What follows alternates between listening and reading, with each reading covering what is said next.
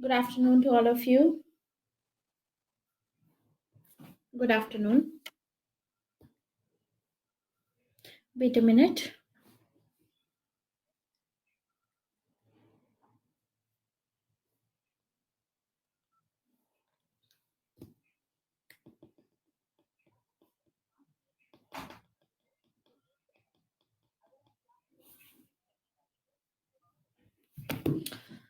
Okay, so today आज का जो हमारा टॉपिक है वो हम क्या करने वाले हैं। कल हमने कवर किया था फॉरेन पॉलिसी पे। ठीक है, we started with India's foreign policy. कल के क्लास में हमने इंडियन फॉरेन पॉलिसी में जो भी इम्पोर्टेंट इंस्टीट्यूशंस थे वो सभी इंस्टीट्यूशंस कवर किए थे। जैसे कि हमने मिनिस्ट्री ऑफ एक्सटर्नल अफेयर्स के बारे में देखा, हमने पीएमओ के बारे में पढ़ा। एट द सेम टाइम हमने देखा कि कैबिनेट का क्या रोल रहता है। कैबिनेट के अलावा हमने देखा प्रेशर ग्रुप्स का क्या रोल रहता है, करेक्ट। एंड फिर हमने देखा नेशनल सिक्योरिटी काउंसिल का क्या रोल रहेगा, पार्लियामेंट का इसमें क्या रोल रहेगा। ये सभी चीज़ें हमने कवर की थी। At the end of the session हमने डिटर्मिनेंट्स पढ़े थे कल के सेशन में। डिटर्मिनेंट्स की ज्योग्राफी होती है, डायस्पोरा होता है, ये सभी एलिमेंट्स होते हैं जो इंडिया की फॉरेन पॉलिसी को कहीं ना कहीं अफेक्ट करते हैं। ठीक है, अब आज हम क्या पढ़ने वाले हैं इसमें। We will be today studying about nuclear. आज हम न्यूक्लियर इशू पे बात करेंगे आज की क्लास में। ठीक है, so will start with nuclear issue. Wait a minute.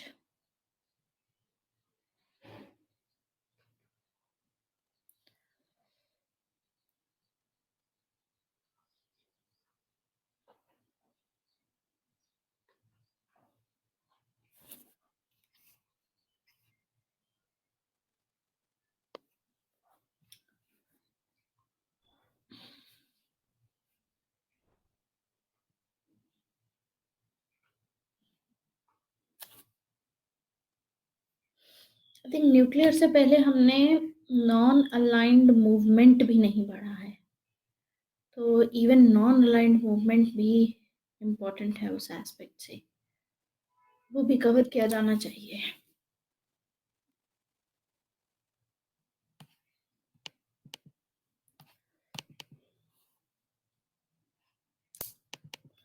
तो पहले तो न्यूक्लियर इश्यूज पे देख लेते हैं, उसके बाद नॉन अलाइंड में देखेंगे। ठीक है, आने वाली क्लासेस में कवर करेंगे। पहले शुरू करते हैं न्यूक्लियर इश्यूज पे। देखिए, न्यूक्लियर इश्यूज पे कौन कौन से ऐसे इंपॉर्टेंट एरियाज हैं जो हमको कवर करने हैं आज, that first of all we will be discussing. देखिए, कुछ इंपॉर्टेंट मैं आपको टाइमलाइन बता रही हूँ। सबसे पहले हमें न्यूक्लियर डॉक्ट्राइन पढ़ने की ज़रूरत है। इंडिया की नॉन प्रोलिफरेशन एक्सपोर्ट कंट्रोल रजीम कैसी है, एनपीटी को लेकर के क्या प्रॉब्लम है, सीटीबीटी को लेकर के क्या इशू है।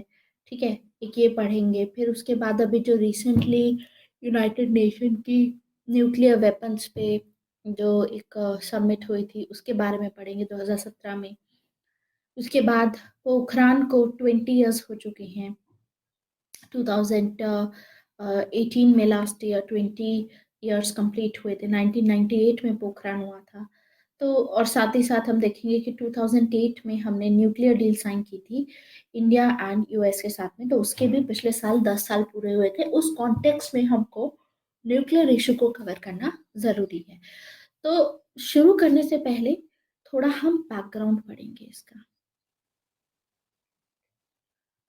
First of all we will study the background.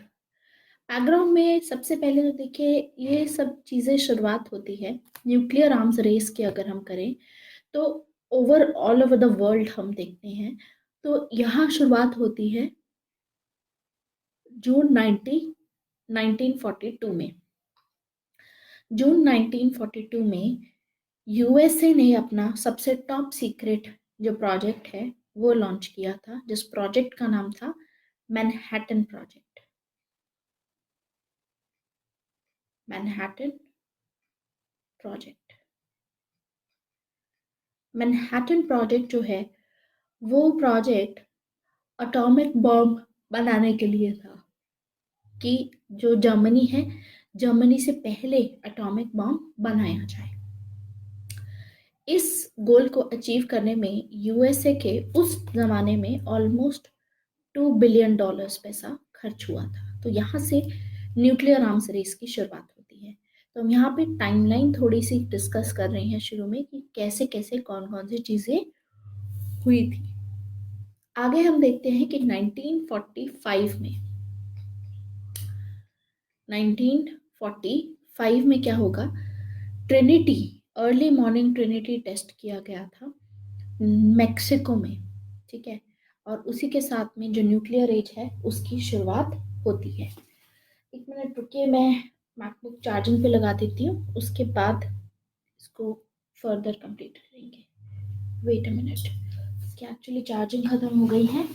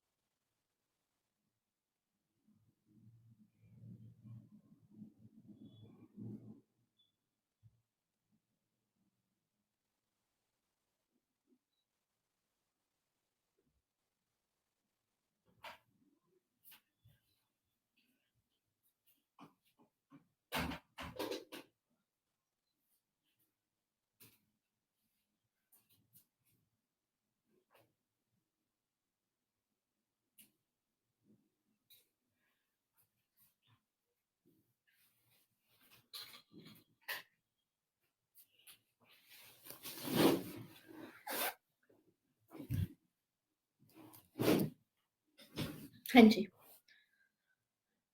चलिए कंटिन्यू करते हैं।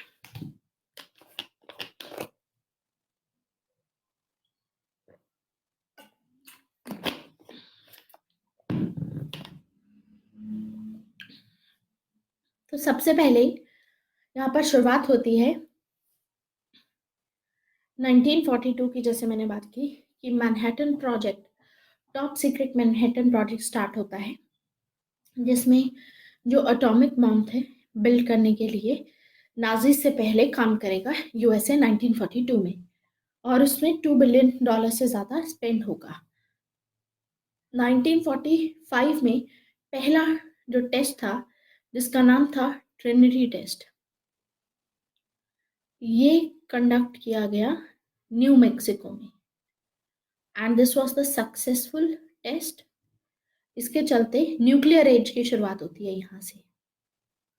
1945 के जुलाई की बात है जब ये होगा। आगे हम देखेंगे कि इसी के अगले महीने अगस्त में, अगस्त 1945 में, इसके अगले ही महीने यूएस जो है एटॉमिक बॉम्ब ड्रॉप कर देगा हिरोशिमा पे, नागासाकी में। हिरोशिमा में जब ड्रॉप किया जाएगा, सबसे पहले हिरोशिमा में ड्रॉप किया जाएगा। जब हिरोशिमा में ये जो एटॉमिक बॉम्ब यानी बनते ही, टेस्ट होते ही यूएसए ने अगले महीने यूज कर लिया इस बॉम्ब को, और इसके चलते हिरोशिमा में 1 lakh, yes this was 6 August 1945, 1,40,000 people died in that, Hiroshima में, और बहुत सारे लोग इंजर्ड हुए।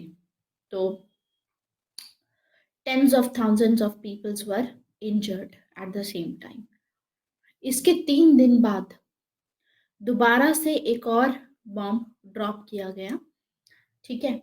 और ये जो बॉम्ब ड्रॉप किया गया, ये नागासाकी में ड्रॉप किया गया, क्योंकि जापान रुक नहीं रहा था, तो नागासाकी में ड्रॉप किया गया।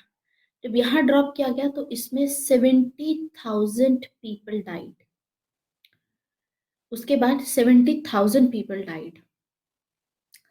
तो हम देखेंगे कि इसी के बाद जापान सरेंडर कर देगा। तो यानी 6 को पहला अटैक हुआ, 9 को दूसरा अटैक हुआ, और उसी के 1 हफ्ते में जापान सरेंडर कर देगा।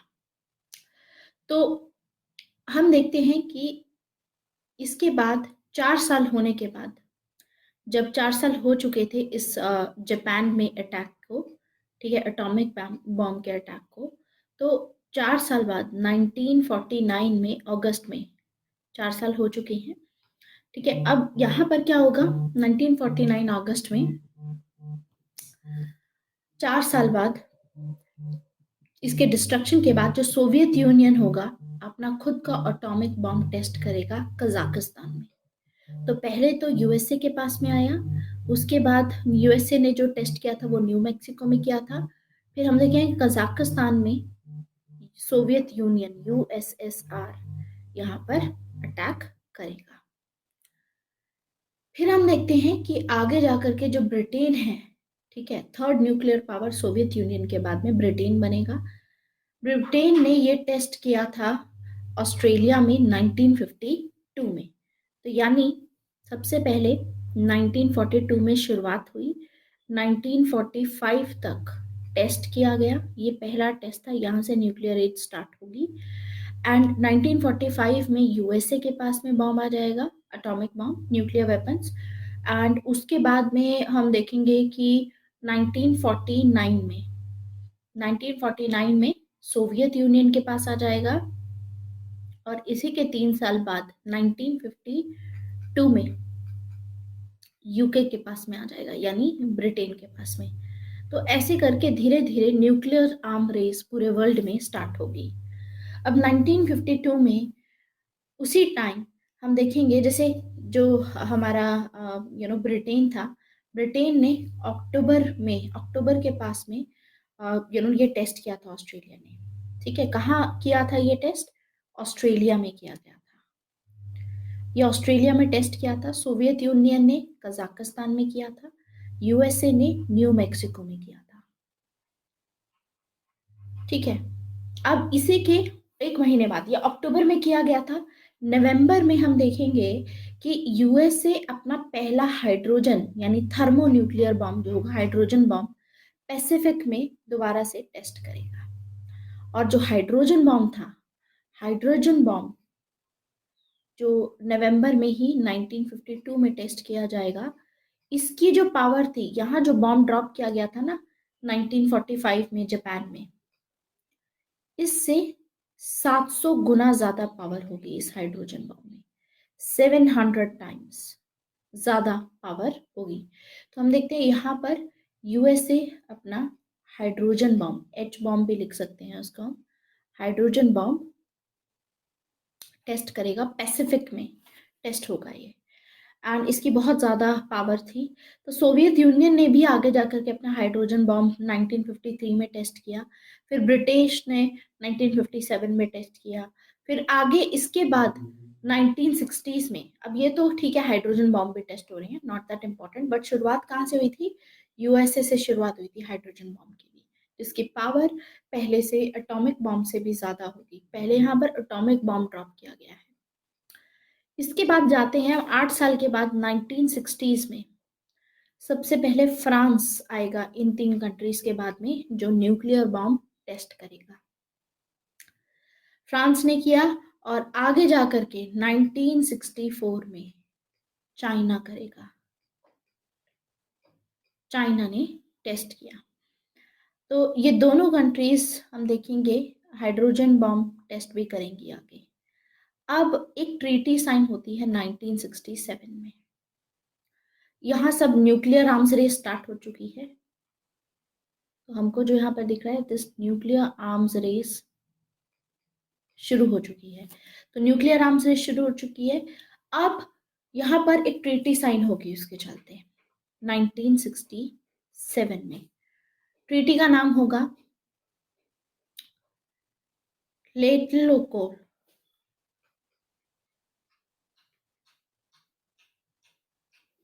It was Tlatelolco, I think. Yeah, this was the treaty name. ये ट्रीटी साइन होगी 1967 में। इस ट्रीटी में लैटिन अमेरिका डिक्लेयर ये इस ट्रीटी में ये डिक्लेयर किया गया कि लैटिन अमेरिका जो है वो एक न्यूक्लियर फ्री जोन है। मतलब कि लैटिन अमेरिका की कोई भी कंट्री न्यूक्लियर टेस्टिंग नहीं कर सकती है, न्यूक्लियर आर्म्स रेस नहीं कर सकती है। It's a no nuclear weapon, nuclear free zone, nuclear weapon ऐसे भी लिख सकते हो, न्यूक्लियर वेपन फ्री जोन। ये यहाँ पर बोला गया 1967 की ट्रीटी में ये बात बोली गई। इसके बाद दूसरी ट्रीटीज भी आई जिन ट्रीटीज में पैसिफिक को कवर किया गया कि पैसिफिक भी एक न्यूक्लियर वेपन फ्री जोन है। ऐसे ही अफ्रीका की ट्रीटी आई कि अफ्रीका भी न्यूक्लियर वेपन फ्री जोन है। इसके बाद हम देखेंगे साउथ ईस्ट एशिया की भी ट्रीटी आएगी, ठीक है, जिसमें ये सभी जो रीजन्स हैं यहाँ पर इनको अलाउड नहीं है, ये न्यूक्लियर वेपन फ्री जोन है। कोई भी कंट्री यहाँ पर न्यूक्लियर वेपन प्रोलिफरेशन नहीं करेगी। ये चीज हमको दिखती है। अब 1967 के बाद अगले साल हम देखेंगे, इसके बाद ही 1968 में, ये सब 1967 में हो चुका था, ये सभी ट्रीटीज आ चुकी थी। तो 1968 तक अब यहाँ पर ब्रिटेन, आपका सोवियत यूनियन एंड यूएसए अब साइन करेंगे। USA, Britain and Soviet Union यानी यूएसएसआर,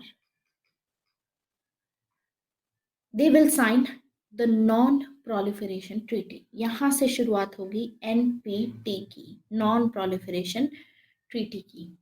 एनपीटी जो कि इफेक्ट में रहेगा, आएगा 1970 तक, ठीक है, 1970 तक शुरू हो जाएगा एनपीटी वाला दौर, ठीक है, नॉन प्रोलिफरेशन ट्रीटी वाला। अब इसके बाद आगे 1974 में एक इंपॉर्टेंट इवेंट होता है। 1974 में इंडिया अपनी फर्स्ट न्यूक्लियर टेस्टिंग करेगा। फर्स्ट न्यूक्लियर टेस्ट इंडिया का पोखरान में ही किया गया था। ऑपरेशन का नाम क्या था? Operation smiling Buddha. Operation smiling Buddha. तो जब इंडिया ने ये टेस्ट किया operation smiling Buddha, it was a successful test also. ये जब टेस्ट किया जाएगा तो इसी के कॉन्सिक्वेंस में आगे, क्योंकि एनपीटी देखिए आ चुकी है, तो 1974 में ही आएगा एनएसजी। एनएसजी क्योंकि देखिए इंडिया उस टाइम पे एक क्लोज्ड इकोनॉमी थी। अगर एक क्लोज्ड इकोनॉमी होती है तो आप उस कंट्री पे सैंक्शंस नहीं लगा सकते, क्योंकि ये कंट्री वैसे भी बाहर की जो दूसरी कंट्रीज होंगी उनके साथ में ट्रेडिंग कर ही नहीं रहा है, उनके साथ में कर ही नहीं रहा है, ठीक है, दिस इज व्हाट वी सी। तो एनएसजी यहाँ पर लाया जाएगा ताकि एटलीस्ट जो फिजाइल मटेरियल है जो इंडिया एक्वायर कर सकता है दूसरी कंट्री से, उस फिजाइल मटेरियल पे रोक लगाई जा सके। तो तब जाकर के आएगा nuclear suppliers group, nuclear supplier group आएगा तब। तो हम देखते हैं कि ये तो आ गया अब लेकिन 1991 में इंडिया ने अपनी इकोनॉमी ओपन की, एलपीजी रिफॉर्म्स आए, ठीक है। अब इंडिया की जो इकोनॉमी है ओपन हो चुकी है। अब तक इंडिया पे कोई सैंक्शंस नहीं थे, क्योंकि इंडिया ने 1974 में जो टेस्ट किया था उसके बाद और कोई टेस्ट नहीं किया गया। इंडिया के पास में देखिए 1991 में एक बहुत बड़ा डायलेमा था कि कोल्ड वॉर खत्म हो चुका था और जिसके चलते सोवियत यूनियन डिसइंटीग्रेट हो चुका था। रशिया जो इमर्ज हुआ वो इतना पावरफुल नहीं था। तो ऐसे में अगर कोई भी डेंजर इंडिया को होगा, ठीक है, तो फिर उसमें कौन बेसिकली हेल्प करेगा उसकी। देखिए इसमें सब होंगे, ठीक है। जो एनपीटी साइन किया जाएगा, एनपीटी का क्या है, एनपीटी में चाइना भी होगा Shubha, at the same time NPT में फ्रांस भी होगा। लेकिन एनपीटी को समझना जरूरी है, एनपीटी जो ये साइन की गई इसका मतलब ये नहीं था कि ये कंट्रीज भी अपने जो न्यूक्लियर वेपन्स है उनको अब बनाना बंद कर देगी या उनको एलिमिनेट कर देगी। एनपीटी का मतलब था यहाँ पर कि इन 5 कंट्रीज को छोड़ करके ये 5 countries United nation security council की परमानेंट मेंबर्स हैं। तो इन 5 कंट्रीज को छोड़ करके वर्ल्ड की जितने भी कंट्रीज हैं वो प्रोलिफरेशन नहीं करेंगी, वो न्यूक्लियर वेपन टेस्टिंग नहीं करेंगी, न्यूक्लियर वेपन्स नहीं बनाएंगी। एनपीटी का ये मतलब है। दैट इज वाई वी सी कि यूएसए ने भी साइन की, ब्रिटेन ने, सोवियत यूनियन, चाइना, फ्रांस सबने साइन की है, क्योंकि कंडीशन यही थी कि इनको छोड़ करके बाकी सभी जो कंट्रीज हैं वो नहीं करेंगे प्रोलिफरेशन। तो 1991 में एलपीजी रिफॉर्म्स आने के चलते और साथ ही साथ कोल्ड वॉर के चलते यूएसएसआर का जो डिसइंटीग्रेशन हुआ, इंडिया का डायलेमा ये था कि कल को अगर वॉर होती है तो कौन हेल्प करेगा इंडिया को। इंडिया ने फ्रेंडशिप ट्रीटी सोवियत यूनियन के साथ में 1970s में साइन की थी, तो उसके चलते इंडिया के ऊपर काफी एक तो प्रेशर ये रहेगा, ठीक है। एंड हम देखेंगे कि दूसरी प्रॉब्लम्स भी होंगी जिसके चलते इंडिया 1998 में अपना सेकेंड न्यूक्लियर टेस्ट कंडक्ट करेगा। पोखरान में हुआ था ये सेकेंड न्यूक्लियर टेस्ट। इस ऑपरेशन को बोलते हैं ऑपरेशन शक्ति। ऑपरेशन शक्ति, ये जो ऑपरेशन था ये इंडिया ने जब टेस्ट किया तो पूरे वर्ल्ड को नहीं पता था, और जब ये सक्सेसफुली कंडक्ट हुआ पोखरान में तो उसके बाद हम देखेंगे कि India became a full fledged nuclear state. तो इंडिया ऐसे बना है फुल फ्लेजेड न्यूक्लियर स्टेट। तो जैसे ही इंडिया ने टेस्ट किया उसी के 2 वीक्स के अंदर अंदर ही पाकिस्तान भी टेस्ट कर देगा। Pakistan will tested. तो पाकिस्तान की को ये टेस्टिंग कहाँ से हुई, चाइना से ही आया। चाइना के पास में था सब कुछ, ठीक है, know how, technical know how, everything. और पाकिस्तान से ही फिर फर्दर आगे गया है दूसरी कंट्रीज में। पाकिस्तान से ही इसराइल में गया, पाकिस्तान से ही आप देखोगे ईरान में, और पाकिस्तान से ही नॉर्थ कोरिया में ये पहुंचा है न्यूक्लियर नो हाउ कि कैसे करना है। That's how these countries are also nuclear state. लेकिन ये जो है ये कंट्रीज इन्होंने they are the non NPT countries. Non NPT मतलब इन्होंने एनपीटी साइन नहीं की हुई है, इंक्लूडिंग पाकिस्तान, इंक्लूडिंग इंडिया। तो यानी क्या देखने को मिलता है कि 1998 में इंडिया एंड पाकिस्तान दोनों न्यूक्लियर स्टेट बन जाएंगे। यहाँ पे जब टेस्टिंग होगी दोनों न्यूक्लियर स्टेट बन जाएंगे। आगे 2006 में, 2006 की बात है, 2006 में हम देखेंगे बहुत इंपॉर्टेंट एक और चीज होती है। 2006 में नॉर्थ कोरिया ने अपनी न्यूक्लियर टेस्टिंग की। देखिए नॉर्थ कोरिया, इससे पहले क्या पोजीशन थी नॉर्थ कोरिया की, इससे पहले नॉर्थ कोरिया ने एनपीटी साइन कर रखी थी, ठीक है, एनपीटी इन्होंने साइन कर ली थी। लेकिन एनपीटी में एक प्रोविजन होता है, एनपीटी में आप, अगर आपने साइन की है, आपको 3 मंथ का नोटिस देना होता है और फिर उसके बाद में आप एनपीटी से विड्रॉ कर सकते हैं। तो नॉर्थ कोरिया ने 2003 में ही एनपीटी से विड्रॉ कर लिया था, निकल मतलब बाहर निकल गए थे एनपीटी से। और उसके बाद 2006 में अटॉमिक डिवाइस डेटोनेट करेंगे ये, और 3 मोर टेस्ट करेंगे। उसके बाद से हम देखते हैं कि north Korea is a nuclear state. And north Korea एक बैलिस्टिक मिसाइल टेक्नोलॉजी भी डेवलप कर रहा था, जिसकी टेस्टिंग अभी रिसेंटली हुई थी 2017 के पास में। आपने 2018 में शुरुआत में, 2017 की शुरुआत में सुना होगा कि नॉर्थ कोरिया टेस्टिंग कर रहा था। ट्रम्प के आने के बाद में हम देखेंगे कि किस तरीके से जो रिलेशंस होंगे वो डिटोरिएट होंगे यहाँ पर।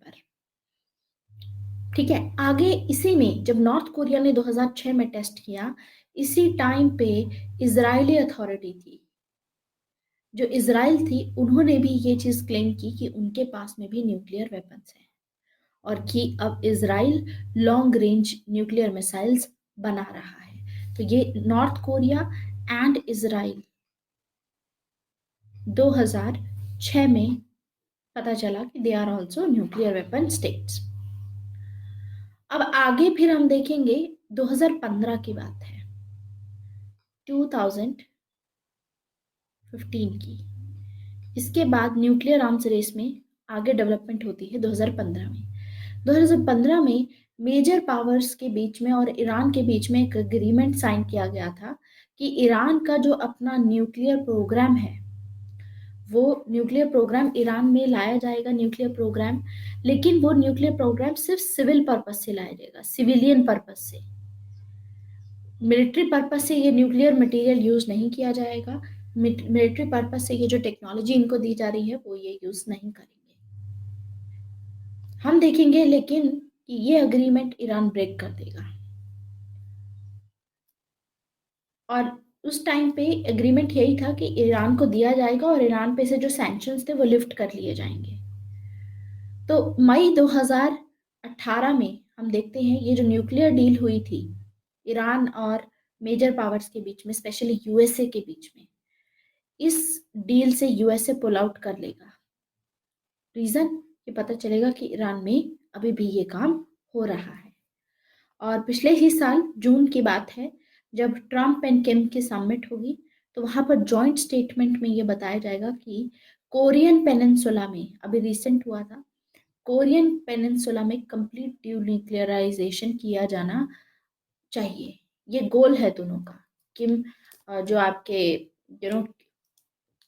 कोरियन अभी समिट हुई थी इनकी नॉर्थ कोरिया के साथ में, और ट्रम्प की 2018 में, तो जॉइंट स्टेटमेंट ये हुई थी कि इनका गोल यही रहेगा कंप्लीट डीन्यूक्लियराइजेशन करने का कोरियन पेनिनसुला में। यानी जो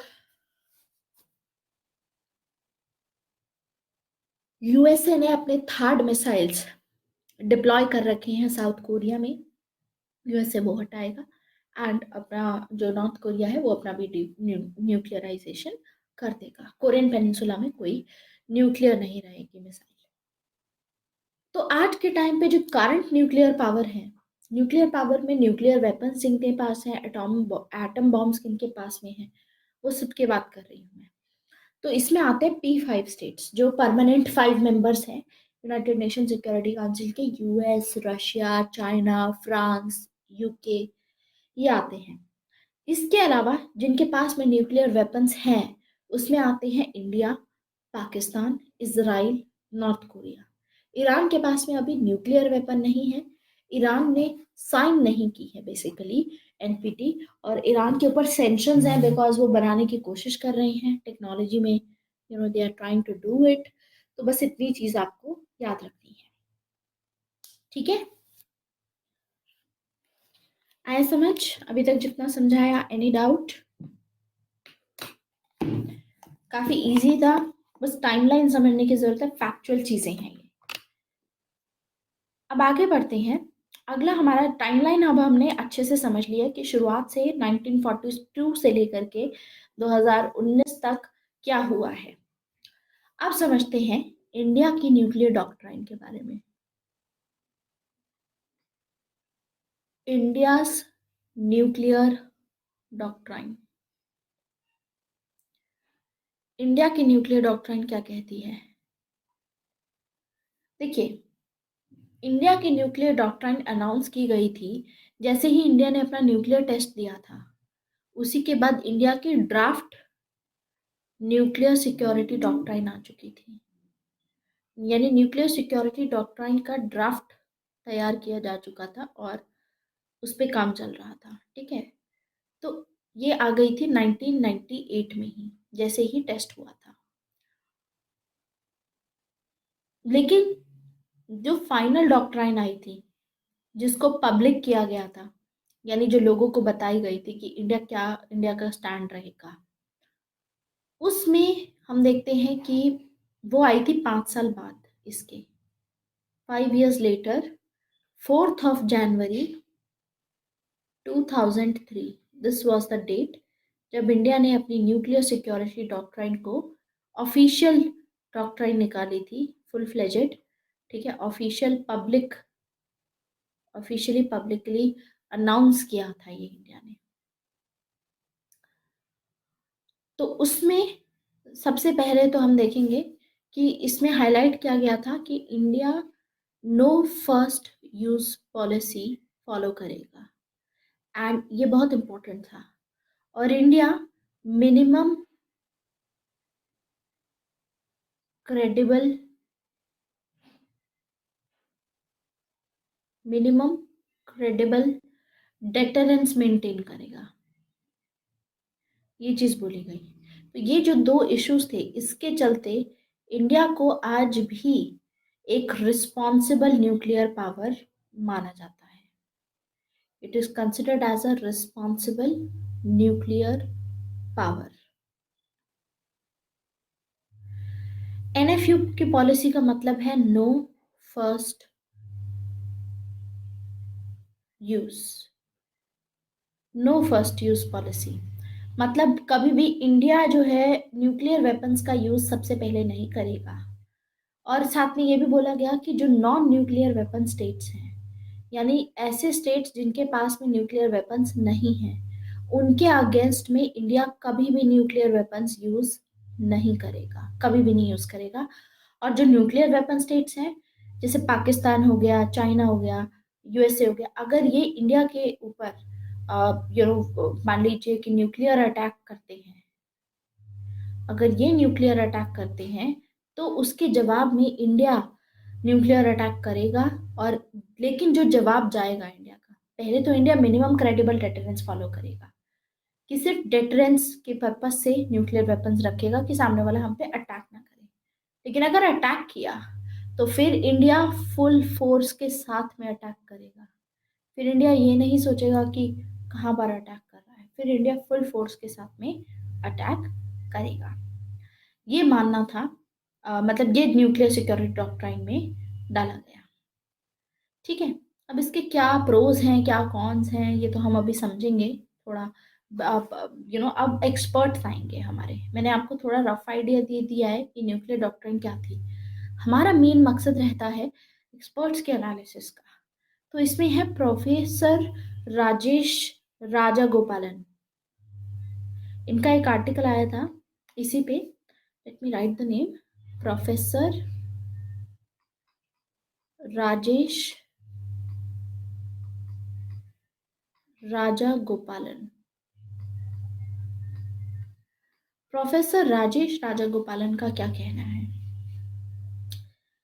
इनका कहना है कि अगर हमको पाकिस्तान जैसी पावर को इसके अगेंस्ट में डेटरेंस इफेक्टिवली अगर लेकर के आना है, ठीक है, हमें पाकिस्तान को रोकना है कि वो अपना न्यूक्लियर वेपन ना यूज करे, तो इंडिया की जो डॉक्ट्राइन है नो फर्स्ट यूज, इंडिया की जो डॉक्ट्राइन है जिसमें नो फर्स्ट यूज पॉलिसी है, लेकिन अगर किसी ने अटैक किया तो उसमें एश्योर्ड एंड मैसिव रिटेलिएशन होगा। मतलब फिर मैसिवली इंडिया, अगर किसी ने हमारे ऊपर यूज किया तो मैसिवली करेगा। तो ये करना जरूरी था। पाकिस्तान का न्यूक्लियर आर्सेनल अगर आप देखो तो आप देखोगे कि यूएसए के बाद रशिया है, रशिया के बाद behind the USA and Russia, you will get to know कि पाकिस्तान का जो न्यूक्लियर वॉर हेड्स है वो ऑलमोस्ट इंडिया से ज्यादा है। पाकिस्तान का टोटल जितना डिफेंस बजट है, उस डिफेंस बजट में पाकिस्तान 25% जो ये बजट है इसका, डिफेंस बजट का, वो न्यूक्लियर वेपन्स बनाने में यूज करता है। पाकिस्तान के पास में करंटली 140 से 150 न्यूक्लियर वेपन्स होने चाहिए एट प्रेजेंट, इतने होंगे। तो हम देखते हैं कि कंपैरेटिवली इंडिया के इससे थोड़े कम हैं। इंडिया के पास में 120 130 कुछ न्यूक्लियर वेपन्स हैं इसके मुकाबले।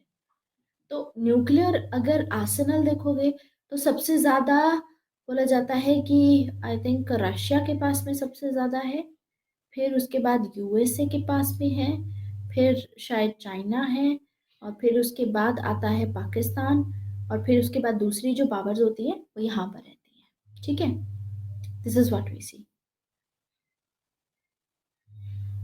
Hi Harsh, you have missed few lectures of India and the world, so you wanted to ask, you should be recording. हर्ष, इस केस पे मैं आपको बोलूंगी कि पहले तो इंग्लिश बैच आप कौन सा फॉलो कर रहे हैं, बैच 6 और batch 8?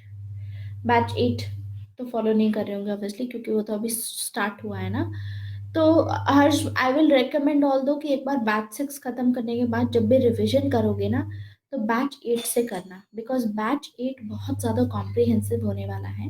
I am going to take my time, daily basis पे मुझे जैसे लगेगा, मंथली बेसिस पे मैं उतना कॉम्प्रिहेंसिवली डील करूंगी हर एक सब्जेक्ट के साथ में in these batches. Okay, so what you can do is make sure कि आप बैच 6 अगर एक बार फिनिश कर लो वहाँ पर, तो बैच 8 में आप रिवाइज कर लेना। बैच 6 में ही रखो अभी फिलहाल, ठीक है। It is better to be there only, अगर कुछ मिस किया है आपने तो वहीं से कवर कर लो। उसके बाद बैच 8 जो फाइनलिटी होगी उसमें, क्योंकि एडिशनल नोट्स भी हैं, बहुत कुछ मैंने ऐड अप किया है उसमें, तो you can go for the batch 8।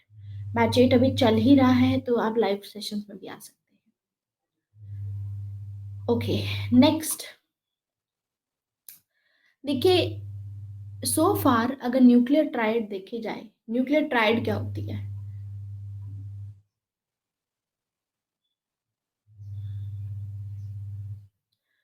Nuclear tried होती है लैंड बेस पे,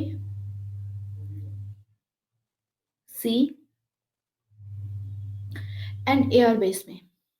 ठीक है, aircraft land based mobile missiles होनी चाहिए, सी बेस्ड एसेट्स होने चाहिए, जहां से यानी हम हवा में से भी मिसाइल छोड़ सकें, पानी में से भी, सबमरीन से, एंड एयर अपना लैंड बेस से भी हम मिसाइल छोड़ छोड़ अपना अटैक कर सकें।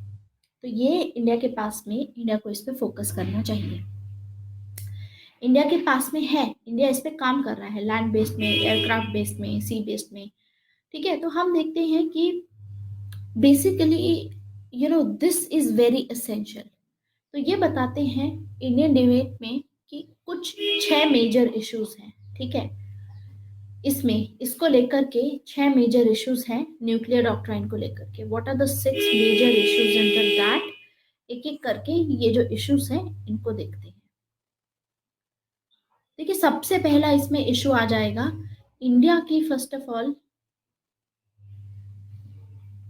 नो फर्स्ट यूज की जो कमिटमेंट है, इसको लेकर के काफी डिबेट होता है कि इंडिया को अपना नो फर्स्ट यूज बदल देना चाहिए, मतलब फर्स्ट यूज में कन्वर्ट कर देना चाहिए। ठीक है, इससे ज्यादा रहेगा। दूसरा रहता है इंडिया में, इसमें हाईलाइट रहता है क्रेडिबल मिनिमम डेटरेंस की बात की मैंने।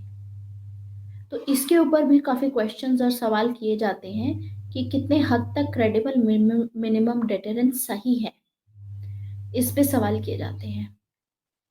फिर दूसरा इशू रहता है आपका कि nuclear retaliation, you know to other forms of attacks. India ने ये चीज अपनी न्यूक्लियर डॉक्ट्राइन में मेंशन की है कि इंडिया यू नो कुछ केसेस में रिटेलिएशन, इंडिया इन 3 केसेस में मान लीजिए किसी दूसरी कंट्री ने अगर न्यूक्लियर अटैक नहीं किया, उसकी जगह पे CBW अटैक किया। What is the CBW attack? CBW attack का मतलब होता है केमिकल वेपन से अटैक किया, मान लीजिए। अब ये तो न्यूक्लियर तो है नहीं, ये तो केमिकल है। या मान लीजिए बायोलॉजिकल वेपन से किया, मतलब कोई ऐसा वायरस ही हवा में छोड़ दिया जिसकी वजह से जैसे सार्स जैसा वायरस जो होता है, सार्स जैसा जो वायरस होता है, ये अगर हवा में छोड़ दिया जाए तो lakhs of people can die because of it. दूसरा रहता है एक तो केमिकल वेपन हो गया, ऐसे ही बायोलॉजिकल वेपन हो गया, मतलब इसी टाइप के वेपन्स होते हैं सब। तो ये अटैक किया जा सकता है। This is weapon, chemical and biological weapon attack, weapon attack ये बोलते हैं इसको। तो उस केस में इंडिया ने ये चीज बोली है कि अगर ऐसा अटैक होता है तो इस सिचुएशन में इंडिया न्यूक्लियर अटैक करेगा उस कंट्री के अगेंस्ट में। दूसरा इसमें एक और मेजर इशू रहता है, वो है कमांड एंड कंट्रोल रिगार्डिंग में, कि ये जो न्यूक्लियर अटैक का कमांड एंड कंट्रोल किसको दिया जाएगा, कैसे डिसीजन लिया जाएगा कंट्री में, ठीक है, कि न्यूक्लियर अटैक कैसे करना है, कौन ऑथराइज करेगा, इससे रिलेटेड भी एक रहता है। ठीक है, इस डॉक्ट्राइन से रिलेटेड। फिर रहता है कि जो इंडिया मैसिव रिटेलिएशन करेगा, मतलब इंडिया ने बोला है कि India will go for massive retaliation.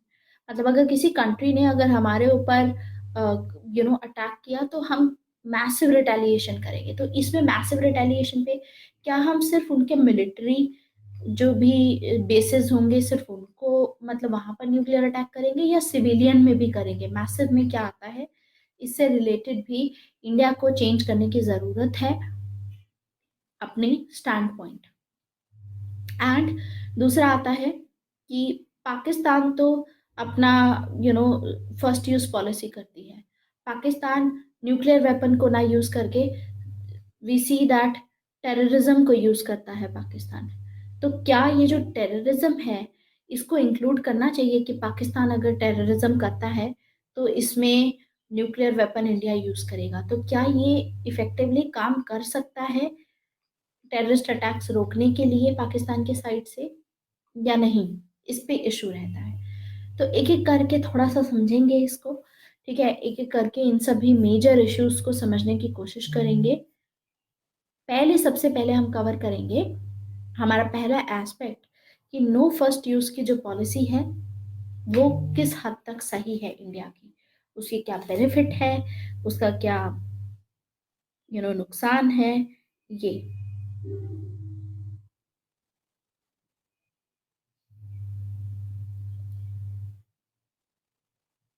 Wait,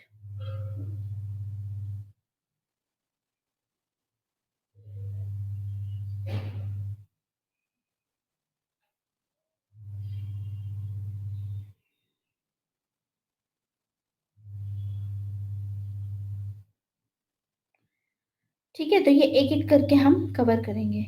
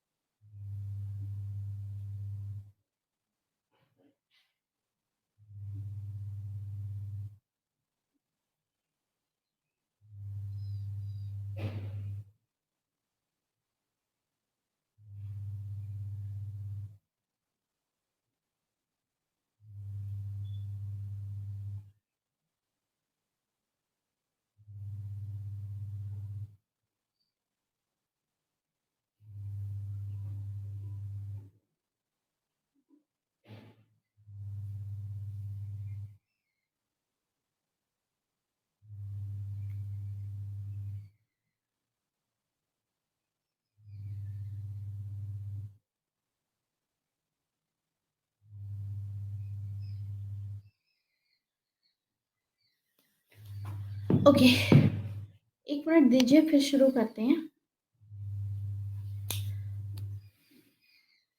एक मिनट दीजिए, आई एम जस्ट कमिंग।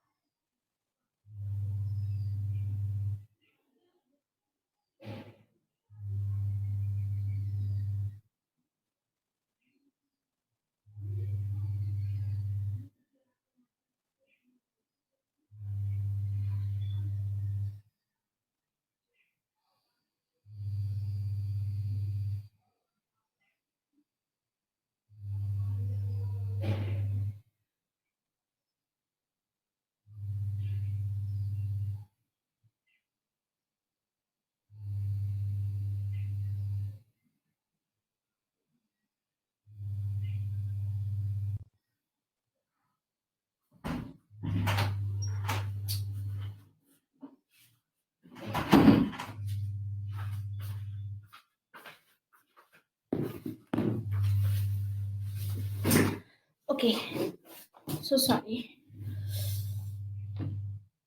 हाँ जी, तो शुरू करते हैं आगे। एक एक करके ये मेजर इश्यूज हैं, इनको कवर करेंगे। तो सबसे पहला इश्यू रहेगा इंडिया की नो फर्स्ट यूज की जो कमिटमेंट है, इसको देखते हैं। फर्स्ट ऑफ ऑल देखिए, कुछ मॉडरेट्स का ये मानना है जो करंट डॉक्ट्राइन को सपोर्ट करते हैं। इसमें दो कैटेगरीज हैं, ठीक है। इंडिया की नो फर्स्ट यूज को लेकर के दो कैटेगरीज हैं, लोगों की अलग अलग व्यूज हैं। कुछ लोग हैं जिनको हम मॉडरेट्स बोलते हैं, जो ये बोलते हैं कि जो करंट अभी पॉलिसी है इसको एज इट इज रहने देना चाहिए, ठीक है। ये करंट डॉक्ट्राइन को ही सपोर्ट करते हैं, जो करंट न्यूक्लियर सिक्योरिटी डॉक्ट्राइन है कि उसमें कोई चेंज लाने की जरूरत नहीं है। फिर है जो एक्सपेंशनिस्ट हैं, दूसरी कैटेगरी को हम बोलते हैं एक्सपेंशनिस्ट। एक्सपेंशनिस्ट का मानना है कि हमको अपनी जो नो फर्स्ट यूज पॉलिसी है इसको रिवाइज करना चाहिए। वी शुड रिवाइज इट, और रिवाइज करने के बाद में इसको एग्रेसिव बनाना है और भी ज़्यादा। हमारी न्यूक्लियर फर्स्ट पॉलिसी है, no use policy, no first use policy, इसको हमें एग्रेसिव बनाना है, ठीक है। तो एक एक करके समझते हैं कौन कौन मॉडरेट्स आएंगे इसमें, कौन कौन इसमें हमारे एक्सपेंशनिस्ट हैं। तो पहले कुछ मॉडरेट्स के नाम मैं आपको बता देती हूँ जो आप मेंशन कर सकते हैं। तो late me write the name of those moderates. सबसे पहले मैं यहाँ नाम लिख रही हूँ। मॉडरेट्स में आते हैं के सुब्रमण्यम,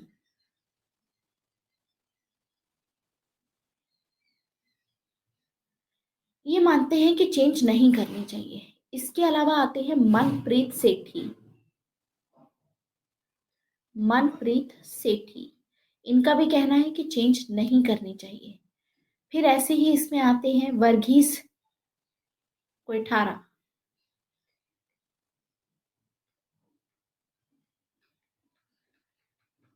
ये भी एक मॉडरेट है कि चेंज नहीं करने चाहिए। तो अगर क्वेश्चन आता है तो इनमें से आप डाल सकते हो इनके व्यूज, और एक और को आप इसमें डाल सकते हो which is again very important, Rakesh Sood. ये चार ऐसे थिंकर्स हैं जिनका ये मानना है कि हमको नहीं चेंज करनी चाहिए। देन फिर आते हैं हमारे एक्सपेंशनिस्ट। अभी इनके व्यूज भी एक एक करके मैं डिस्कस करूंगी, पहले नाम लिख रही हूँ सिर्फ। एक्सपेंशनिस्ट, एक्सपेंशनिस्ट में सबसे पहले आएंगे भरत कर्नाड। इसमें दो ही नाम आएंगे, ठीक है।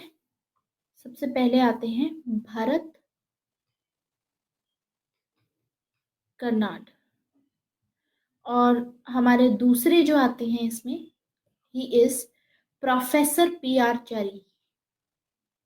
प्रोफेसर पी आर चरी, ठीक है, प्रोफेसर पी आर चरी है इसमें। फिर तो सबसे पहले मॉडरेट्स का व्यू समझते हैं कि मॉडरेट्स का क्या कहना है। Let us understand that. Moderates में सबसे पहला व्यू आता है हमारा के सुब्रमण्यम का।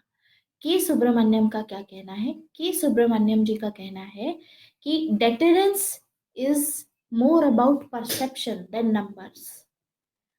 डेटरेंस परसेप्शन से रिलेट करती है, नंबर से रिलेट नहीं करती है। हमको ऐसा नहीं है कि हमको ज्यादा न्यूक्लियर वेपन्स होंगे हमारे पास में तो मतलब ज्यादा इफेक्टिव होगी वो, नहीं। तो इनका कहना है deterrence is more about, you can highlight it wherever you are making these notes, you can mention it separately कि it is more about, इनका क्या है कहना, लिख सकते हैं आप, deterrence is more about perception than numbers। इनका मानना है जब तक कि सामने वाली जो कंट्री है, ठीक है, उसकी सर्वाइवेबल न्यूक्लियर कैपेबिलिटी है तब तक डेटरेंस रहेगा,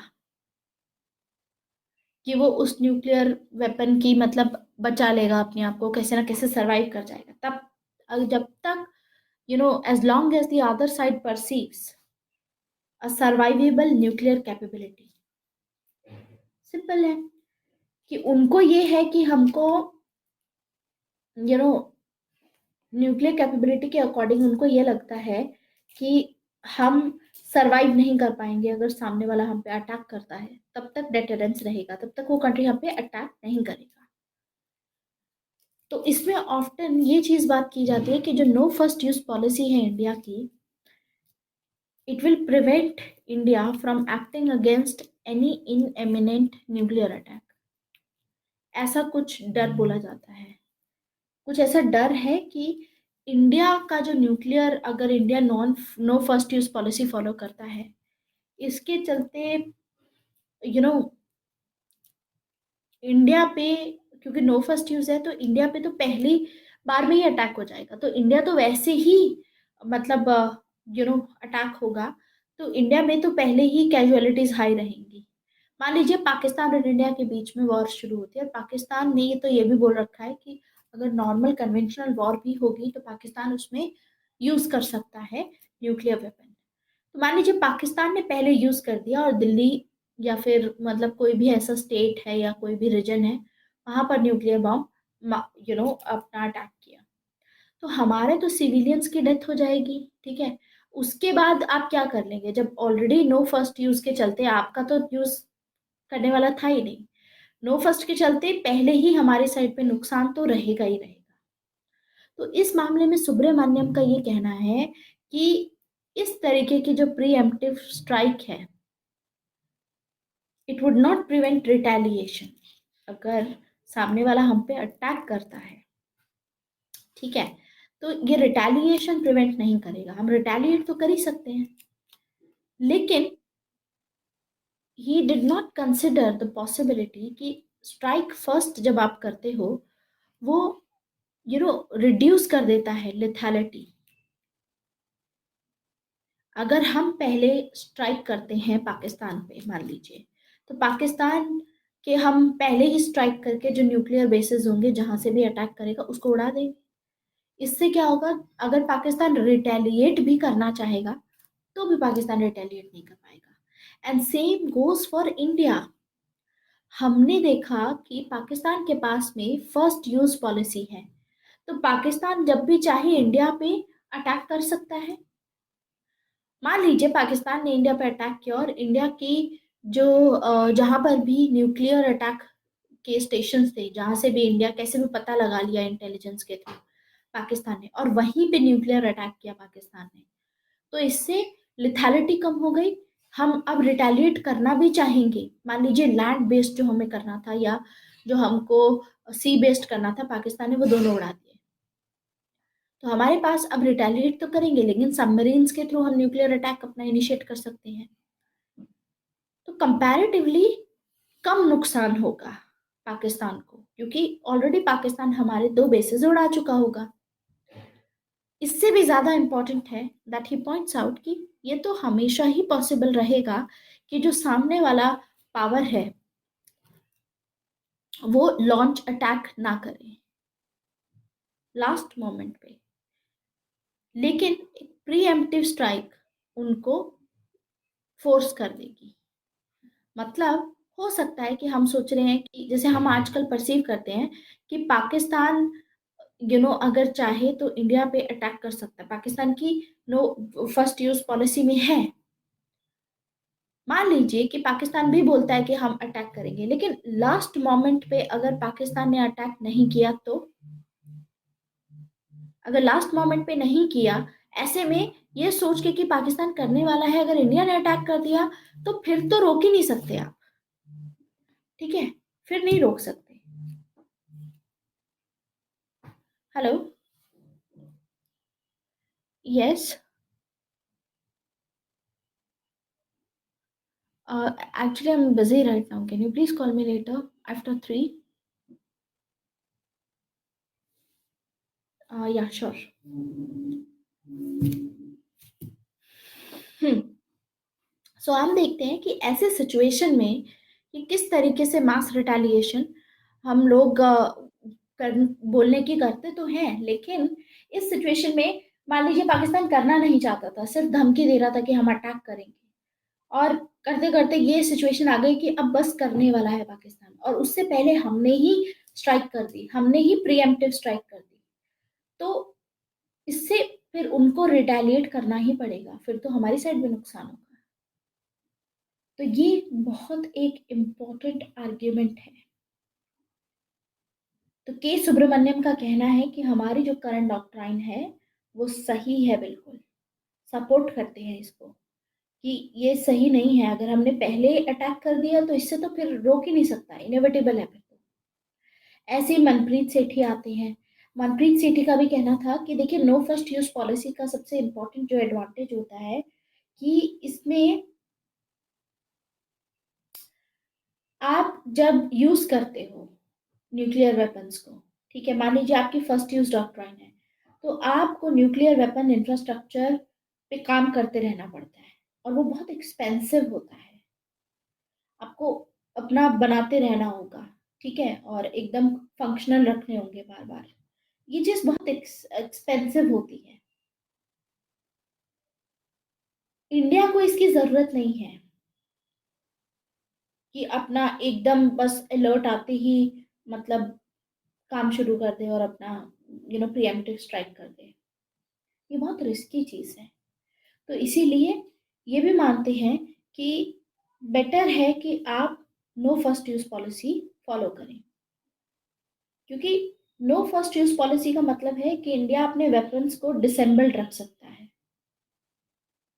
डिसेंबल्ड रख सकता है।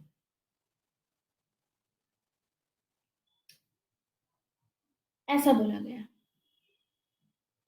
तो मनप्रीत सेठी का ये कहना है, because no first use policy के चलते हम अपनी न्यूक्लियर फोर्स मेंटेन कर रहे हैं डीमेटेड स्टेट में। हम अपने वॉर हेड्स को सेपरेट रखते हैं मिसाइल से। अगर उसको साथ में रखेंगे तो रिस्की हो सकता है। दूसरी, जैसे टेररिस्ट हैं, टेररिस्ट ग्रुप्स हैं, इनके हाथ में लग गई तो इनको तो वैसे ही अभी तक टेक्नोलॉजिकल नो हाउ नहीं है। लेकिन अगर मतलब आपने तैयार करके रखा है, मिसाइल में डाल के रखा हुआ है पूरा वॉरहेड, तो दिक्कत होगी। ऐसे ही वर्गीज कोठारिया का कहना है कि no first use policy better होती है, क्योंकि इससे वॉर जब आप लड़ते हो तो उसकी अप्रोचेस दूसरी रहती है।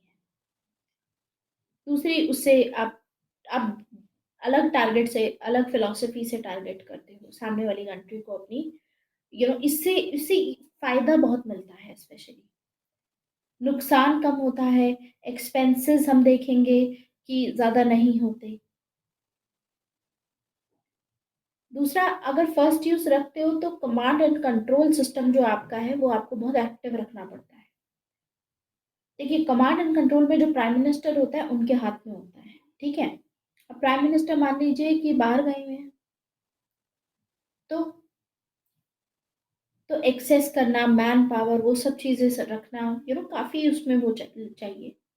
सो वी सी दैट जितना पॉलिटिकल कंट्रोल होगा, हमको political control is better rather than कि वेपन्स डिप्लॉय किए जाए फील्ड पे। No first use policy India की जो ट्रेडिशनल है अबहॉरेंस ऑफ न्यूक्लियर वेपन्स, उसको रिफ्लेक्ट करती है। इंडिया खुद भी एनपीटी साइन करने वाला था, लेकिन इंडिया ने एनपीटी अब तक साइन क्यों नहीं की है? क्योंकि इंडिया मानता है कि जो एनपीटी ट्रीटी साइन की गई है यूएसए और दूसरी जो P5 कंट्रीज हैं, ये बहुत ही डिस्क्रिमिनेटरी है। क्योंकि इन्होंने बोला कि इन 5 कंट्रीज को छोड़ करके बाकी जितने भी कंट्रीज हैं वर्ल्ड में, उनको उनको अलाउड नहीं है। तो इंडिया की जो एनपीटी है, इसलिए इंडिया ने एनपीटी साइन नहीं किया, अदरवाइज इंडिया हमेशा एनपीटी को सपोर्ट करता है। तो इंडिया की जो स्टैंड है एनपीटी को लेकर के, उसी के उसमें no first use policy reflect होती है, which is a good thing. In fact Rakesh Sood का भी यही कहना है कि इंडिया के पास में ये सोचना कि फर्स्ट स्ट्राइक इंडिया करेगा, it can destroy each and every Pakistan asset. या न्यूक्लियर एसेट चाइना के, even USA does not have the capacity to do that, do you know that? अगर आप ये सोच रहे हो कि फर्स्ट स्ट्राइक कैपेबिलिटी रखते हैं, जिससे हमारी अगर पाकिस्तान या चाइना के साथ में वॉर होती है, हम पहले तो जहां जाएंगे न्यूक्लियर वेपन्स के बेसिस हैं सब उड़ा देंगे एक ही अटैक में। मल्टीपल अटैक्स एक बार करेंगे फर्स्ट टाइम पे ही, और इस तरीके से करेंगे, ठीक है, उड़ा देंगे, और उसके बाद में फिर हम लड़ेंगे इनके साथ में, फिर हम पावरफुल हो जाएंगे इस मामले में कंपैरेटिवली। ये गलत है, क्योंकि यूएसए इतना पावरफुल है इन टर्म्स में, यूएसए के पास में भी इतनी कैपेसिटी नहीं है कि सिर्फ नॉर्थ कोरिया के ही इस तरीके से जो यू नो बेसिस हैं, जो न्यूक्लियर एसेट्स हैं, उसको हटा सके। तो इसीलिए it is better to go for India's no first use policy. ये मॉडरेट्स हैं। अब बात करते हैं इन दोनों की, जो ये बोलते हैं कि नहीं चेंज करना चाहिए। तो इसमें आते हैं भरत कारनाथ। इनका कहना है कि नो फर्स्ट यूज पॉलिसी का जो पोस्चर है वो एक ऐसी कंट्री के लिए पॉसिबल है दैट हैज एक्सट्रीम कॉन्फिडेंस, जिसके पास में ये एक्सट्रीम कॉन्फिडेंस हो कि हम सरवाइव कर जाएंगे, हमारे जो नेशनल न्यूक्लियर फोर्सेस हैं वो सरवाइव कर जाएंगे इवन इफ हमारे ऊपर अटैक होता है। और अगर हम सरवाइव कर गए तो हम ऑब्वियसली, इनका तो मानना है कि हम सरवाइव कर जाएंगे तो हम रिटेलिएट करेंगे। इनका ये मानना होता है कि क्राइसिस मैनेजमेंट सिस्टम अच्छे से काम कर जाएगा। लेकिन भरत कर्नाड का कहना है कि इंडिया को ये जो नो फर्स्ट यूज पॉलिसी को अबैंडन कर देना चाहिए, क्योंकि इंडिया के आर्सेनल लिमिटेड हैं कंपैरेटिवली। लिमिटेड आर्सेनल में आप ऐसी चीज लेकर के नहीं चल सकते, या तो अपने एक्सपैंड करते रहो, आर्सेनल बनाते रहो, इतने बढ़ा लो, मतलब सबसे ज्यादा आपके पास हो कि दुश्मन अगर चाहे भी मतलब ऐसे एसेट्स को रिमूव करना, या एक एक को डिस्ट्रॉय कर दिया दूसरे को कर दिया, तो हमारे पास फर्दर ऑप्शंस रहें। तो पॉइंट इज कि India can not keep its Arsenal limited. अगर मान लो इंडिया को इनिशियल अटैक भी करना है तो भी इनफ वेपन्स होने चाहिए जो रिटेलिएशन के लिए बचने चाहिए आपके पास में। तो नो फर्स्ट यूज को तो अबैंडन करना चाहिए इंडिया को। दूसरी बात आती है क्राइसिस मैनेजमेंट सिस्टम के बारे में। तो क्राइसिस मैनेजमेंट की, अगर मान लीजिए किसी कंट्री ने हम पे अटैक किया, तो क्राइसिस मैनेजमेंट यानी जहां पर भी होगा लोग मरेंगे, इंफ्रास्ट्रक्चर टूट जाएगा, वहां पर हेल्थ आपको प्रोवाइड करनी पड़ेगी, वहां पर हेल्थ से रिलेटेड फैसिलिटीज प्रोवाइड करनी पड़ेगी, मेडिकल फैसिलिटीज। इंडिया का ये फोटे है ही नहीं। इंडिया का जो ब्यूरोक्रेटिक सिस्टम है, भरत कर्नाड का मानना है ये इनकैपेबल है। मान लीजिए कोई ऐसी इमरजेंसी सिचुएशन आती है न्यूक्लियर स्ट्राइक वाली, ये इनकी कैपेसिटी में है ही नहीं कि उसको अच्छे से मैनेज कर पाएंगे।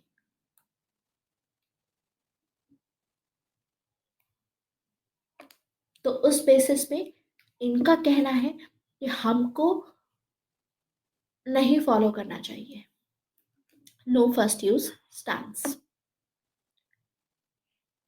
देन आते हैं professor P Chari. Professor P Chari disarmament को सपोर्ट करते हैं एंड ये चाहते हैं कि इंडिया के साथ में गुड टाइज बिल्ड किए जाएं। तो ये हाईलाइट करते हैं कि इंडिया की जो नो फर्स्ट यूज पॉलिसी है इसको रिवाइज करना चाहिए, it is insufficient, it is insufficient. Why? क्योंकि नो फर्स्ट यूज अगर इंडिया ने लगा रखी है, इसी के चलते पाकिस्तान टेररिज्म का सहारा लेता है, पाकिस्तान हमारे साथ में लिमिटेड वॉर करता है, लिमिटेड वॉर करता है। तो उससे साफ पता चलता है कि किस तरीके से कितनी इनसफिशिएंट है हमारी नो फर्स्ट यूज पॉलिसी। ये नहीं चाहते कि अग्रेसिव हो, ये इनका बस ये बोलना है कि जो भी आपकी नो फर्स्ट यूज पॉलिसी है इसको, ये इनसफिशिएंट है बेसिकली।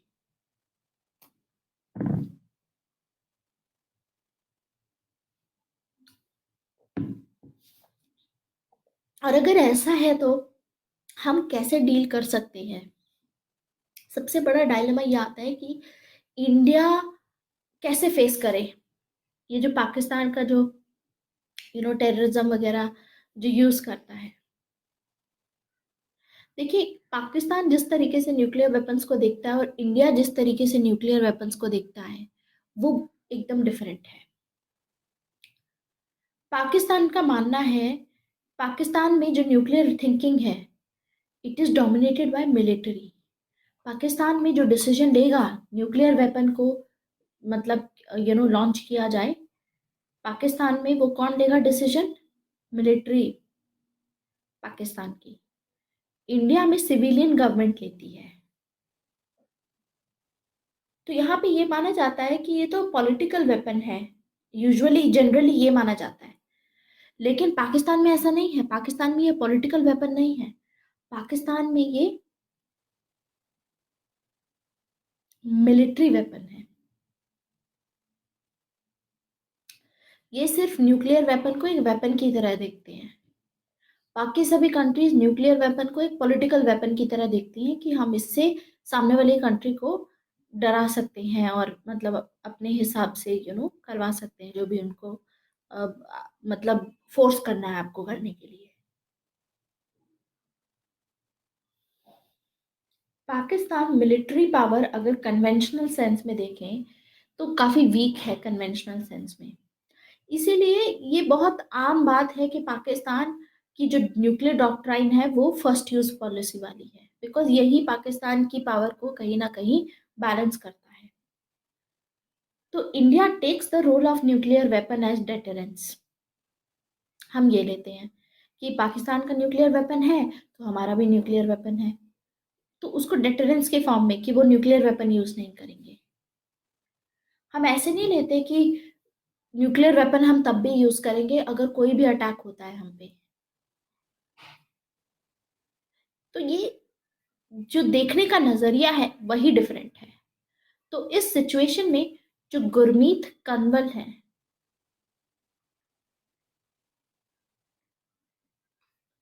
गुरमीत कंवल का क्या कहना है कि ये बहुत ही एक डिस्टेबलाइजिंग सिचुएशन है। इंडियन डिप्लोमेसी वाली साइड से इंटरनेशनल प्रेशर होना चाहिए पाकिस्तान के ऊपर कि वो अपने जो टेक्टिकल न्यूक्लियर वेपन्स हैं अपने न्यूक्लियर आर्सेनल से एलिमिनेट कर दें। चाइना की पॉलिसी क्या है? देखिए, हम चाइना को भी कभी कभी इग्नोर कर देते हैं, चाइना एंगल को इसमें। चाइना की फर्स्ट ऐसा नहीं है। We see that if even if we don't intend कि हम चाइना पे न्यूक्लियर वेपन पहले यूज नहीं करेंगे, लेकिन एश्योरेंस क्यों दे रहे हो आप चाइना को कि हम आपके ऊपर कभी न्यूक्लियर वेपन नहीं करेंगे use? You are giving an assurance by going for no first use policy. No first use policy एक टाइप का इंश्योरेंस है कि हम तो पहले करेंगे ही नहीं। राइट? व्हाट इफ चाइना में जो ये स्किर्मिशेस होते हैं एक्साइड चिन वाली साइड और ये जो अरुणाचल प्रदेश को लेकर के प्रॉब्लम्स होती हैं, इतना सब कुछ होता है, इंडियन साइड में कैजुअलिटी ज़्यादा रहती हैं, पाकिस्तानी साइड में भी हम देखेंगे कि पाकिस्तान जब भी टेररिस्ट के थ्रू अटैक करता है तो उसमें भी इंडियन साइड में कैजुअलिटीज रहती हैं। तो this is a sort of assurance. नुकसान इससे हमारा ज्यादा हो रहा है। तो इनका मानना है कि एश्योरेंस क्यों देना चाइना को? हमारी चाहे जो भी डॉक्ट्राइन हो, अल्टीमेटली जो न्यूक्लियर वेपन्स हैं वो रेयर सर्कमस्टांस में ही यूज किए जाएंगे। जब भी हमारे नेशन का सर्वाइवल स्टेक पे रहेगा हम इसको हमेशा यूज करेंगे। रेयर सर्कमस्टांसेस ही होते हैं ये, लेकिन ये होना बहुत डिफिकल्ट है आज के टाइम पे। तो इसीलिए हमको अपने जो न्यूक्लियर वेपन्स हैं डेटरेंस के लिए रखना चाहिए and not play a Pakistan to China. We should do this. जैसे हम पाकिस्तान के साथ में करते हैं वैसा हमें चाइना के साथ में नहीं करना चाहिए। ठीक है, न्यूक्लियर वेपन्स चल रहा है, बहुत रेयर केस में यूज किया जाएगा, तो इससे बेटर है कि न्यूक्लियर वेपन्स इतने एक्सपेंसिव होते हैं, इन पे काम करना, इससे बेटर है कि कन्वेंशनल वेपन्स पे, कन्वेंशनल वॉर मेथड्स पे ध्यान दिया जाए। इंडिया को इस पे ध्यान देने की ज़रूरत है, ये गुरमीत कनवल का कहना है। ऐसे ही एक इम्पॉर्टेंट इसमें व्यू आता है जिनको आप कोट कर सकते हो, ही इज शिव शंकर मेनन। शिव शंकर मेनन, शिव शंकर मेनन ने एक बुक लिखी थी, चॉइसेस। इस बुक का सब टाइटल है inside the making of India's foreign policy.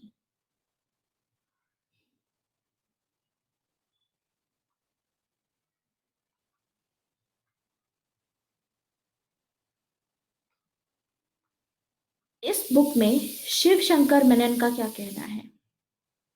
Shiv Shankar Menon का ये ओपिनियन है that he has this opinion that there is a potential gray area, एक पोटेंशियल ग्रे एरिया है कि कब इंडिया अपना न्यूक्लियर वेपन यूज करेगा सबसे पहले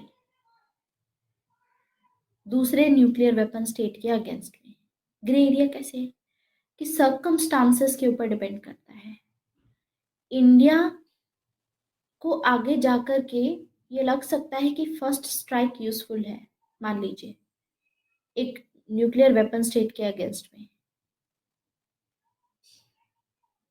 तो इवन इफ इंडिया वो सर्टेन दैट सामने वाला लॉन्च करेगा ही करेगा, तो उस हिसाब से ये ग्रे एरिया रहता है कि हमको लगता है कि सामने वाला करेगा ही करेगा, तो इससे बेटर है कि हम पहले कर दें जिससे हमारा ज़्यादा नुकसान ना हो। अदरवाइज हमारे व्हाट इफ कि हमारे पास जितनी भी वही वही आर्ग्यूमेंट आ जाता है इसमें भी। So he says that there is a potential gray area as to when India would use the nuclear weapons first against the other nuclear weapon state। सामने वाले ने अटैक किया तो कब यूज करेगा, या नहीं भी किया तो कब यूज करेगा, इस एक ग्रे एरिया है इसमें भी। सर्कमस्टांसेस ऐसे भी हैं जिसमें इंडिया यूज फर्स्ट स्ट्राइक कर सकता है, ये बोल करके कि सामने वाले ने कुछ ना कुछ वेपन्स यूज किए हैं। तो कंक्लूजन में आप ऐसा लिख सकते हैं कि देखिए, कोई शिफ्ट अगर हम लाते हैं, हमारी जो न्यूक्लियर डॉक्ट्राइन है वो पाकिस्तान के एक्शन पे तो बेस्ड नहीं होनी चाहिए। ऐसी शिफ्ट ना ही कॉन्सिक्वेंसेस पे बेस्ड होनी चाहिए। इंडिया को अपनी no first use policy change नहीं करनी चाहिए, क्यों, रादर इंडिया को अपनी जो साइंटिफिक और टेक्नोलॉजिकल डेवलपमेंट्स हैं उस पर ध्यान देना चाहिए। सिक्योरिटी एनवायरनमेंट इवॉल्व करना चाहिए। हमको अपने न्यूक्लियर डॉक्ट्राइन को हम डेफिनेटली रिव्यू कर सकते हैं, हम कर सकते हैं। 2003 में दी गई थी, एक बार चेक करते हैं कि क्या है आज के टाइम से, कि whether it is going to prevent any nuclear weapon attack और नॉट। उस हिसाब से पीरियोडिक रिव्यू तो होना ही चाहिए, रूटीन बेसिस पे। ऐसा सिस्टम होना चाहिए कि हर 10 या हर 15 साल बाद रिविजिट करके देखो कि चेंज होना चाहिए कि नहीं, क्योंकि अब तो वैसे भी ऑलमोस्ट 15-16 साल हो चुके हैं इस बात को, जब से ऑफिशियल डॉक्ट्राइन आई थी। तो उसके बेसिस पे यहाँ पर किया जाता है हाईलाइट। इसके बाद हम देखते हैं, आता है next which is credible minimum deterrence. अब क्रेडिबल मिनिमम डेटरेंस का क्या मतलब है? क्रेडिबल मिनिमम डेटरेंस का मतलब होता है, देखिए, इंडिया ने सक्सेसफुल टेस्ट फायरिंग की थी अपनी लॉन्ग रेंज बैलिस्टिक मिसाइल की, अग्नि 5 की, ठीक है, and that is a step towards credible nuclear deterrence. इस टेस्ट के बाद में हमने अपनी न्यूक्लियर सबमरीन जो है INS अरिहंत, जिसको हमने इंडिजीनियसली बनाया था, रिसेंटली हमने वो भी कमीशन की थी। तो इंडिया का अब एक robust world second strike capability है इंडिया के पास में। अग्नि 5 मिसाइल के चलते। इसके बाद आप देखते हैं कि जो यू नो कैनिस्टर के ऊपर एक रोड मोबाइल लॉन्चर के थ्रू भी हम कर सकते हैं अब अग्नि 5 मिसाइल को launch. So what we see is कि इस मामले में इंडिया काफी आगे जा रहा है। तो इस हिसाब से इट इज जयंत प्रसाद, इनका मानना है कि क्रेडिबल मिनिमम डेटरेंस जो है हमारी, it should become minimum credible deterrence. जो सबमरीन बेस्ड न्यूक्लियर आर्सेनल्स हैं, दे assure the second strike capability in the face of any no first use policy। ये अब हेल्प करेंगे इंडिया को। तो इसमें कुछ मॉडरेट्स आ जाते हैं, दोबारा से एक्सपेंशनिस्ट आ जाते हैं क्रेडिबल मिनिमम डेटरेंस में भी। जैसे के सुब्रमण्यम का कहना है कि credibility is a function of how well the command and control functions. किस तरीके से कमांड एंड कंट्रोल फंक्शन करेगा, पॉलिटिकल लेवल से इम्प्लीमेंटिंग लेवल तक। डिसीजन लेना है कि कब यूज किया जाएगा, इम्प्लीमेंट उस डिसीजन को कैसे किया जाएगा, क्या प्रोसीजर रहेगा, कितनी फास्ट प्रोसीजर रहेगा उसको इम्प्लीमेंट करने का। what matters is not much the exchange ratio of damage, but कि कितनी पनिशमेंट दी जाए अपने एडवर्सरी को, अपने एनिमी को। ये कहना है के सुब्रमण्यम का। And therefore he is a moderate, he says that credible minimum deterrence ही रहना चाहिए। ऐसे राजेश बसरूर आ जाते हैं, इनका भी मानना है कि इंडिया के स्ट्रेटेजिक कल्चर के हिसाब से बिल्कुल फिट बैठता है, चेंज करने की जरूरत नहीं है। अलग अलग डिप्लॉय रखो, अनअसेंबल्ड रखो, इट इज गुड। देन फिर एक्सपेंशनिस्ट है, जैसे ब्रह्मा चेलानी हो गए, भरत कर्नाड हो गए, ठीक है। ऐसे ही एक और एम्बेसडर हैं सतीश चंद्र। जैसे ब्रह्मा चेलानी का कहना है कि इंडिया को अपने जो आईसीबीएम्स हैं, intercontinental ballistic missiles, India को यू नो अपनी जो डॉक्ट्राइन है of minimum but credible deterrence, वो करने की जरूरत है। We should rely on the long ranger bombers. तो चेलानी इस चीज को लेकर के काफी वरिड होते हैं, ब्रह्मा चेलानी, दैट इंडिया के जो लीडर्स हैं क्रेडिबल मिनिमम डेटरेंस को शायद ये लोग मेंटेन ना कर पाए, स्पेशली अभी जो भी कंसेशंस वगैरह चल रहे हैं, ठीक है। So what we see is कि यूएस न्यूक्लियर डील के चलते जो भी अभी कंसेशंस दिए गए या जो डिफेंस डील चल रही है उसके चलते, तो इन सभी का आइडिया यही है। दे आर्ग्यू कि जो क्रेडिबल मिनिमम डेटरेंस का जो आइडिया है वो नेशनल सिक्योरिटी एडवाइजरी बोर्ड को विजुअलाइज करना चाहिए और उसको इलास्टिक कॉन्सेप्ट बनाना चाहिए, थोड़ा रिवाइज करना चाहिए उसको। Minimum credible minimum nuclear deterrence is a real military liability.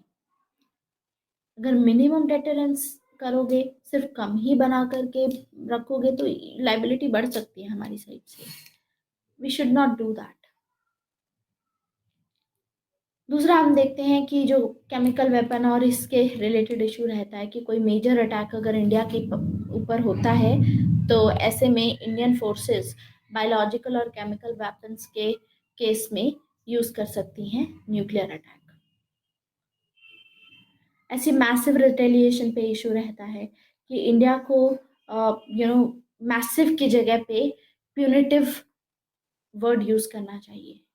Massive retaliation की जगह प्यूनिटिव वर्ड यूज करना चाहिए कि पनिशमेंट के फॉर्म में हम सिर्फ उतना ही, मतलब जितना सामने वाले ने हमको जितना नुकसान पहुंचाया है उसी हिसाब से हम करें, मैसिव ना करें। मैसिव से ज्यादा मॉड्यूलेटेड होना चाहिए। कमांड एंड कंट्रोल के बारे में बात की जाती है कि डिसीजन मेकिंग टॉप डाउन या कैसे होनी चाहिए, ठीक है। टेररिज्म से रिलेटेड जैसे अरुंधति घोष बोलती हैं कि जो मिलिट्री ऑप्शंस होती हैं इनको क्लोज नहीं करना चाहिए। बायलैटरल और मल्टीपल जो मल्टीलेटरल डिप्लोमेसी होती है, ये पहला ऑप्शन रखना चाहिए हमेशा। ऐसा नहीं है कि टेररिज्म के थ्रू जो पाकिस्तान करता है वो सब होना चाहिए। तो इस मामले में इंडिया को एक बहुत ही स्ट्रेटेजिक एक्शन लेने की जरूरत है। So this is about the nuclear issue. बाकी एनएसजी मेंबरशिप आ जाती है इसमें कि बिग पिक्चर देखनी चाहिए, इंडिया को एनएसजी का पार्ट बनना होगा, ठीक है। प्रैक्टिकल टर्म्स में देखिए, इंडिया एक्सपोर्ट मार्केट का पार्ट नहीं है न्यूक्लियर मटेरियल्स में, इंपोर्ट मार्केट का पार्ट है। एनएसजी में ऑलरेडी एग्जाम्पशंस दी गई हैं, इंडो यूएस न्यूक्लियर डील के चलते वेव ऑफ किया गया है, और ये एग्जाम्पशंस के चलते अब कोई रिस्ट्रिक्शन नहीं है ट्रेड पे इंडिया के लिए। तो इंडिया इस ग्लोबल गवर्नेंस बॉडी में ऑलरेडी अगर एक बार एंटर हो जाएगा तो फाइनली एनएसजी में भी उसकी अमेंडमेंट प्रोसेस में हेल्प मिलेगी। तो या तो ऐसा करना चाहिए इंडिया को, अगर इंडिया को एनएसजी का मेंबर बनना है। देखिए चाइना का क्या कहना है, चाइना चाहता है एनएसजी में entry, China wants NSG entry to be normed based, कि इंडिया अगर आए तो उसमें कुछ नॉर्म्स हो। नॉर्म्स क्या हो? पहला नॉर्म ये कि whatever rules govern Indian entry should apply to others too. मतलब कि अगर इंडिया को आप एंट्री दे रहे हो एनएसजी में तो नॉर्म बेसिस पे पाकिस्तान को भी एंट्री देनी चाहिए एनएसजी में, और अगर इनको दे रहे हो तो फिर उस हिसाब से आपको यू नो बाकी कंट्रीज भी आ जाएंगे फिर इसमें। तो चाइना ये मेंटेन करता है कि अगर आप सिर्फ इंडिया को एक एक्सेप्शन बना करके आप एंट्री दे देते हो तो वो तो नॉन प्रोलिफरेशन के रूल्स को काफी वीक कर देगा। और दूसरा रीजन है कि पाकिस्तान भी आ जाए, इसलिए भी चाइना नहीं मतलब अपना आने देता, इंडिया को वीटो पावर यूज करता है। लेकिन कुछ भी जल्दबाजी करने की जरूरत नहीं है, साउथ एशिया का इससे बैलेंस बिगड़ जाएगा, ये भी मेंटेन करता है चाइना। तो चाइना ने कब ज्वाइन किया था एनएसजी? चाइना ने ज्वाइन किया था 2004 में NSG. Yes Shubha, I will provide you the notes for this nuclear issue पे जो मैंने पढ़ाया है। I will provide you the notes, don't worry.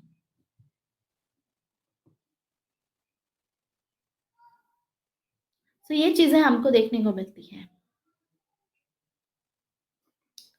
Correct. So this is the thing, and ये सभी इश्यूज रहेंगे इसमें न्यूक्लियर सिक्योरिटी डॉक्ट्राइन में बेसिकली। बाकी ये सभी चीजें ना आपकी पीडीएफ में आपको दी होंगी, ठीक है। एमटीसीआर हो गया, वासेनार एग्रीमेंट हो गया, अरेंजमेंट हो गया, आपका ऑस्ट्रेलियन ग्रुप हो गया, इंडिया ऑस्ट्रेलियन ग्रुप का भी पार्ट है, ये सब। और साथ में जो मैं आपको जितने भी एक्सपर्ट्स के नाम बता रही हूँ, एक्सपर्ट्स के ओपिनियन बता रही हूँ, ये सभी पीडीएफ में अवेलेबल होगा। Just go through the PDF and you will be able to cover this topic. Probability यही रहेगी कि एक क्वेश्चन आ सकता है न्यूक्लियर पे, इस साल तो आया है न्यूक्लियर पे क्वेश्चन, तो अगले साल भी आ सकता है, because this is a very important issue, correct. So इसको आप कवर कर लेंगे वहां पर। बाकी इंडिया की फॉरेन पॉलिसी से रिलेटेड भी PDF you will get very soon. This is it for today. आज मैं थोड़ा सेशन जल्दी खत्म करूंगी। Thank you very much.